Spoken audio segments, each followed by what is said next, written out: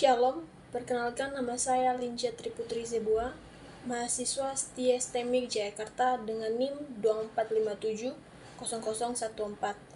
Video ini saya buat untuk memenuhi tugas pendidikan agama Kristen dengan dosen pengampu, Bapak Spencer Ripplehout Hutapea. Eskatologi. Ada beberapa poin penting yang akan kita bahas, yaitu A. Pengertian eskatologi, B. Dasar Alkitabiah, C. Aspek penting dalam eskatologi, D. Peristiwa akhir zaman, E. Pandangan berbeda dalam eskatologi, F. Implikasi eskatologi untuk kehidupan Kristen. A. Pengertian eskatologi. Eskatologi berasal dari kata Yunani yaitu eschatos yang berarti akhir dan logos yang berarti studi. Jadi eskatologi adalah studi tentang akhir zaman atau hal-hal yang berkaitan dengan akhir dari sejarah dan nasib manusia. Dalam Alkitab sendiri lebih cenderung membicarakan penggenapan kerajaan Allah yang mencangkup bumi yang diperbaharui. Yesaya menyebutnya langit baru dan bumi baru. Dalam Alkitab juga diperlihatkan bahwa adanya dua tahapan jenis akhir zaman, yaitu pertama, yang dinubuatkan dalam perjanjian lama yaitu tentang kedatangan Mesias, dan yang kedua sebagai masa penggenapan akan makna kedatangan Kristus ke dunia ini. B. Dasar Alkitabiah. Ayat eskatologi ditemukan di banyak tempat dalam Alkitab, misalnya dalam perjanjian lama yaitu kitab Daniel, sedangkan perjanjian baru dalam Injil Matius dan Wahyu.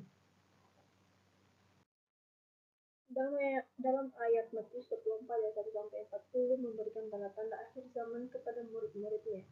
Dia memperingatkan tentang penipuan, peperangan, kelaparan, dan bencana alam sebagai tanda-tanda yang akan muncul sebelum kedatangannya kembali. C. Aspek penting dalam eskatologi. Satu, kedatangan Kristus atau parousia.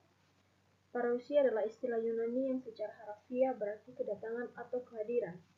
Dalam konteks teologi Kristen, parousia merujuk pada kedatangan kedua Yesus Kristus di akhir zaman yang menggenapi rencana keselamatan Allah. 2. Kerajaan Allah. Kerajaan Allah mencakup dua fase penting, yaitu kerajaan yang sekarang yang berfungsi dalam kehidupan orang percaya dan komunitas gereja, serta kerajaan yang akan datang yang akan terwujud sepenuhnya saat kedatangan Kristus yang kedua kali. 3. Kebangkitan orang mati. Kebangkitan orang mati adalah ajaran penting dalam iman Kristen yang menegaskan bahwa semua orang akan dibangkitkan untuk menghadapi penghakiman. 4. Penghakiman terakhir. Penghakiman terakhir adalah proses di mana setiap individu akan dihakimi oleh Allah setelah kebangkitan orang mati. 5. Langit baru dan bumi baru. Langit baru dan bumi baru merujuk pada keadaan baru yang akan diciptakan oleh Allah, di mana segala sesuatu akan dipulihkan dan diperbarui. D. Peristiwa akhir zaman. Peristiwa akhir zaman mencakup berbagai tanda dan peristiwa yang akan terjadi sebelum kedatangan Kristus yang kedua kali. Berikut adalah tanda-tanda akhir zaman dan kedatangan antikristus, yaitu 1. Tanda-tanda akhir zaman, penyebaran Injil, bencana alam, peningkatan kejahatan. Serta 2. Kedatangan antikristus, adanya identitas antikristus, peran dalam akhir zaman, akhir-akhir dari antikristus. E. Pandangan berbeda dalam eskatologi, yaitu 1. Premilenialisme, yaitu keyakinan bahwa Kristus akan datang sebelum periode 1000 tahun pemerintahnya di bumi. Amilenialisme, yaitu memahami pemerintah Kristus sebagai saat ini tanpa periode 1000 tahun literal.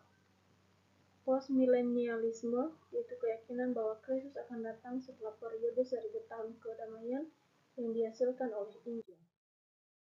F. Implikasi eskatologi untuk kehidupan Kristen. Adanya harapan dan kewaspadaan serta misi dan pelayanan.